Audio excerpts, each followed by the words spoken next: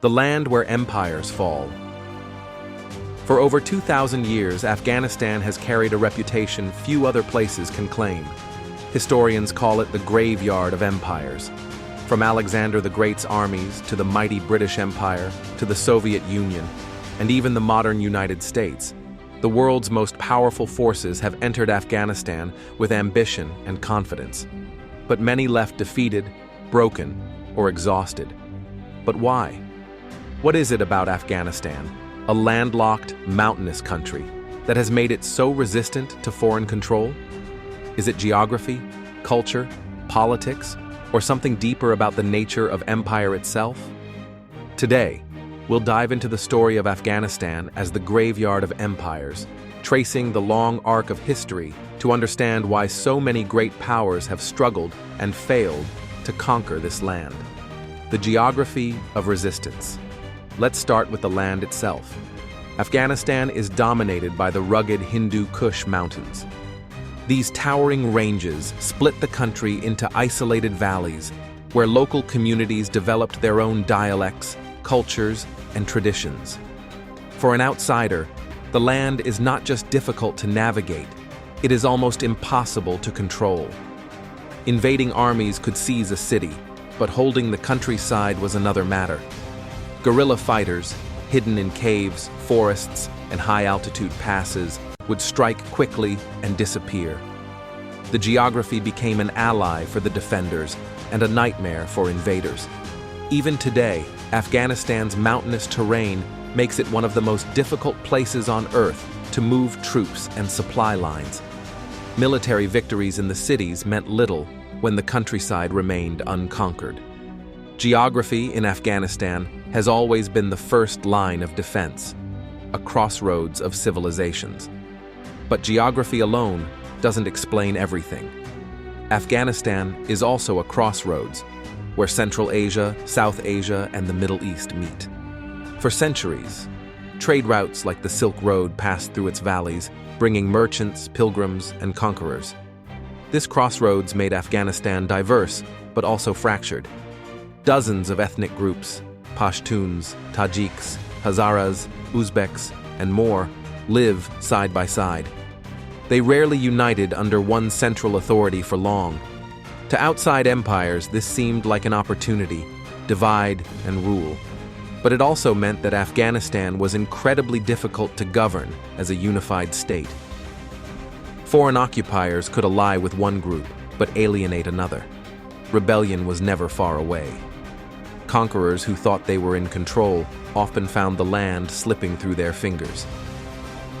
Alexander the Great's frustration. The story begins with one of history's greatest conquerors, Alexander the Great. In 330 BCE, after defeating the Persian Empire, Alexander marched into Afghanistan. His empire stretched from Greece to India, but Afghanistan proved one of his toughest challenges. The local tribes resisted fiercely, especially in the mountainous regions. Alexander spent 3 years fighting insurgencies, building fortresses, and trying to control the territory. He succeeded only partially. Yes, he married a local woman, Roxana, and left behind garrisons. But the region never fully bent to his will. After his death, much of Afghanistan slipped out of Macedonian control. Alexander could conquer Persia, Egypt, and India, but Afghanistan? It drained his armies, slowed his campaigns, and left behind resistance that endured long after him. Part 4. The British Empire and the Anglo-Afghan Wars. Fast forward nearly 2 millennia to the 19th century. At this time, the British Empire was the most powerful force in the world. From India, they looked north and saw Afghanistan as a buffer zone between themselves and Russia. The result was the Great Game, a strategic rivalry between Britain and Russia for influence in Central Asia. Afghanistan was caught in the middle. The British invaded in 1839, expecting a quick victory. They installed a puppet king and assumed the land was theirs to control. But within 2 years, the Afghan tribes rose up. In 1842, during the First Anglo-Afghan War, the entire British garrison of around 16,000 people tried to retreat from Kabul to Jalalabad. Only one British doctor survived. The rest were slaughtered or captured. This shocking defeat stunned Britain, yet they tried again, twice more. The Second Anglo-Afghan War, 1878-1880, and the Third Anglo-Afghan War, 1919, saw heavy fighting, temporary occupations, and eventual British withdrawals. Each time, Afghanistan refused to be subdued. For Britain, the empire on which the sun never set, Afghanistan became a bitter reminder that even the greatest power of its age could be humbled. The Soviet Union and the Afghan quagmire. In 1979, another superpower entered Afghanistan, the Soviet Union.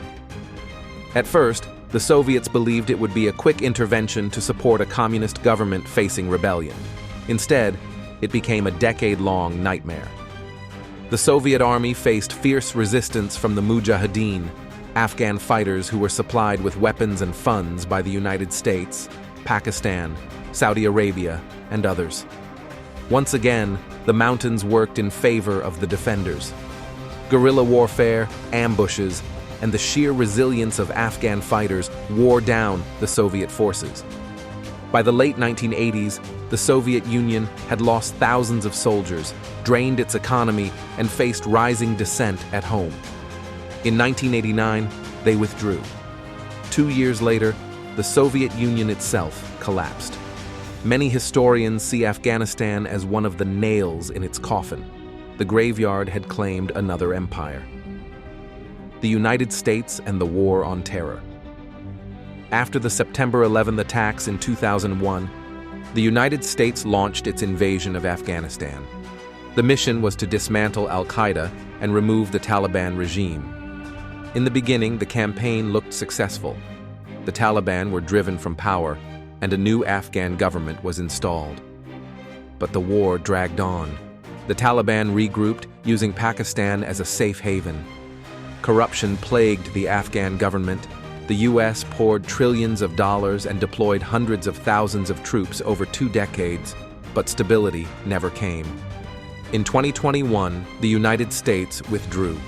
Within weeks, the Taliban swept back into power.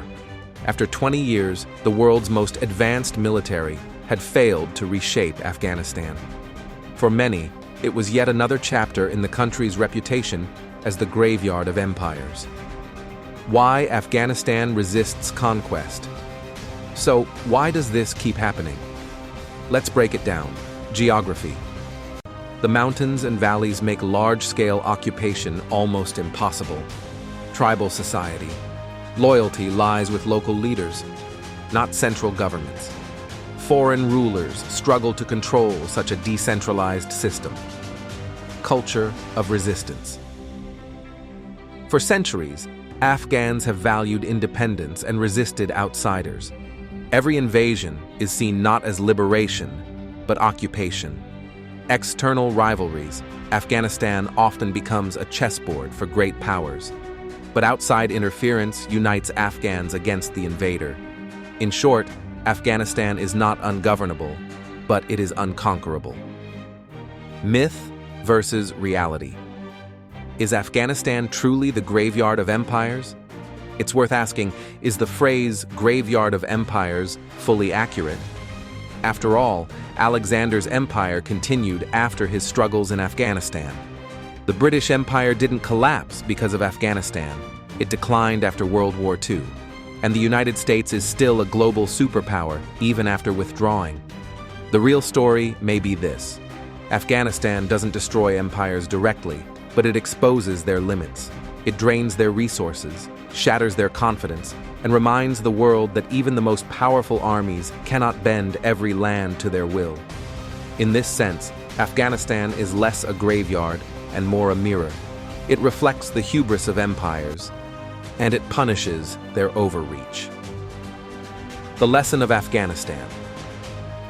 From Alexander the Great to the United States, empires have entered Afghanistan believing their power would be enough. Time and again, they discovered otherwise.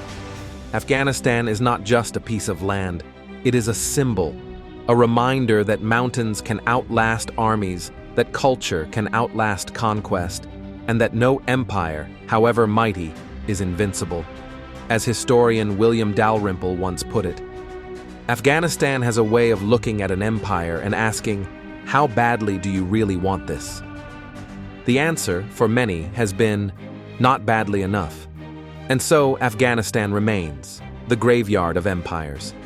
If you found this exploration insightful, give this video a like, share it with a friend, and subscribe to Timeless Questions channel for more deep dives into philosophy, history, and human nature. Because the questions may be ancient, but the wisdom is timeless.